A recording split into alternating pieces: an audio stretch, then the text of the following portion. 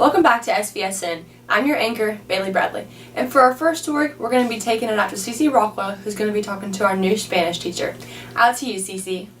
Thanks, Bailey. I'm here with Senora Caden to talk about her classroom. Hola. Hola, Cece. How are you liking it here at PHS? I like it a lot. I think this is a really good school, and I have very good students here. And so far, everybody has made it really easy for me.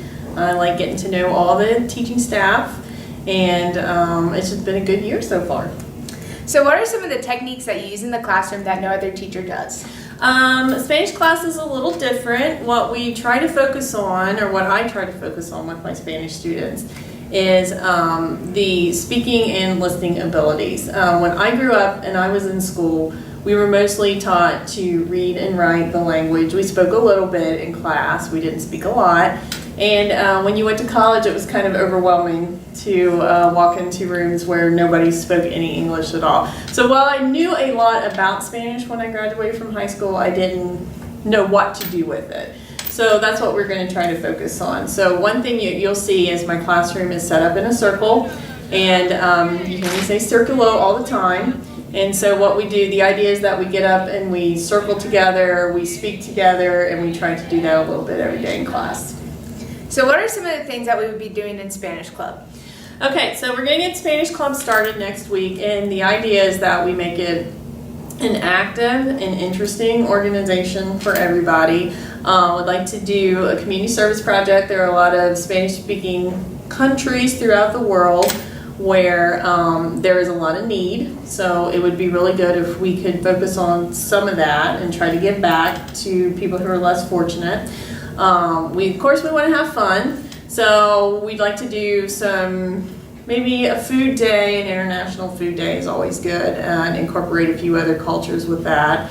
We want to take some field trips if we can. It's always good to try to get to Los Mariachis or El Toro Loco, which is my favorite, and try to go to different places. Maybe jungle gyms is always a good field trip to do. We definitely want to learn more about other cultures, have some guest speakers. So there's all kinds of things that we can do. Lots of ideas. Well, thank you for letting me interview you. Muchas gracias. Back to you, Bailey. Thanks, Cece. On September 26th, Piketon High School seniors will be taking a college visit to Shawnee State University. And at Zon's, Malachi Lamerson won Artist of the Month. His artwork is up on Artsonia to be voted for Artist of the Week. And now we're going to take it out to Allie Crothers, who's going to be interviewing Mr. Bruder, talking about all the signs hanging up in the high school. Out to you, Allie. Thanks, Bailey. Today I will be interviewing our principal, Mr. Reuter, about various positive quotes around our school. I'm here with our principal, Mr. Reuter. What inspired you to put the inspirational quotes along our school? Well, we've done, for the last 9 years, we've been very intentional in what we do as far as our positive climate, our culture, and what have you. Basically, every morning, like you've heard for the last 6 years, we start the morning on a specific note. It's positive, it's upbeat. We want our kids to be ready to go. We want our teachers to be ready to go. And that kind of goes out into the hallways. We want to make sure that we are greeting each other. We want to make sure we're smiling. We want to make sure that every student knows that they are welcome here. And it's a good environment to be in. It's a place they want to be. And if you remember, when you came in 7th grade, we had all these posters already up. And they're either quotes or they're things that we came up with, or maybe if a kid's having a bad day, maybe if maybe mom and dad have been fighting, maybe a boyfriend broke up with them, maybe a girlfriend broke up with them.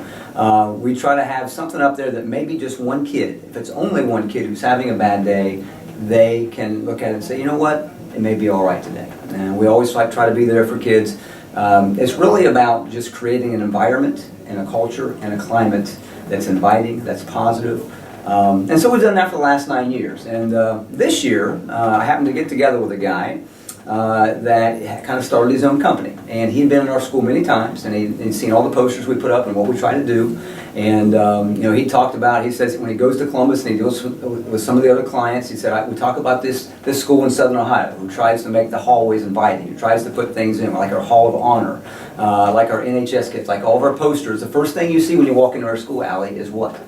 It's a great day to be a Piketon Red Streak. That's right. And what do you see? Whose pictures do you see up on the wall? Top 25. Top 25 and top 20. They're academics. And so a lot of schools don't do those kind of things. And we thought this is the most important thing that we need to do so kids know this is number one. Sports and band and musical, it's all wonderful, but it's all, we have to do that. So he said, you know, what can I do for you? And I said, well, nothing. It's, I don't need anything. He goes, no, I want to do something for you. So we came up with an idea to get some different things in the school. And, you know, one of the things I wanted to do, I've seen some different stairs. And I've seen just various words and just kind of random words on stairs and like elementaries and things like that. So I said, let's make it intentional. So let's put It's a Great Day to be a Piketon Red Streak on there. Let's put it the Red Streak way, class, character, and integrity. So it seemed to work really well. And when the kids first walked in that day, it was a good day. Who helped you put up these signs? Oh, I tell you, our janitors, I give all the credit because they did it all. And as a matter of fact, they took an entire night to get all the stuff in. The signs went up a couple of days before that, and they were a little bit easier, but the stairs were really hard. So Pauletta Cutler and Jane Pieper and Brenda Havens, they get all the credit. They did a fantastic job. How do you think these signs will affect the student body? Well, I hope it's just kind of a reminder. And, you know, signs... Here's the thing, signs are fun to have up, and they're kind of cool to look at, and they bring a pop to the hallways, and but if we don't back it up in how we treat each other, they really are just words on the wall. And so if we treat each other nice, if we treat each other respectful, if we care about each other, whether that be through social media or just seeing each other in the hallways, then the signs make a difference. If you don't do that, the signs are, again, just words on the wall that don't mean anything. Thanks, Mr. Durr. Back to you, Bailey. Thanks, Allie. The Literary Club had their first meeting on September 14th in Mrs. Day's room.